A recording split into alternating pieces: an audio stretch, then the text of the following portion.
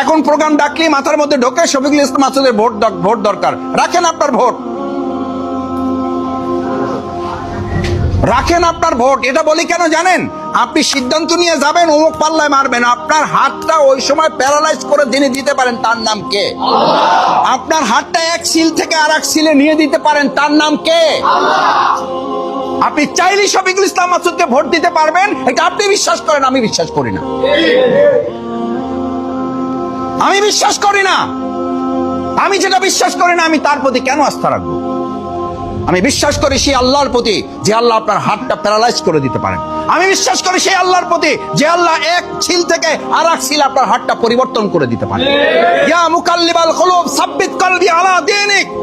আল্লাহ রাসূল সাল্লাল্লাহু আলাইহি সাল্লামকে দোয়া শেখানো হয়েছে, মুহাম্মদ তুমি কোনো ব্যক্তির উপর নির্ভর করবে না, কারণ ওর অন্তর পরিবর্তনকারী তুমি না, ওর অন্তর পরিবর্তনকারী আল্লাহ সুবহানাহু ওয়া তাআলা। ইয়া মুসাররিফাল কুলুব সাররিফ কুলুবানা আলা তাআতিক।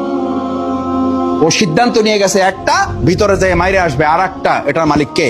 আল্লাহ। আপনি কিসের ভোটের ভয় দেখেন?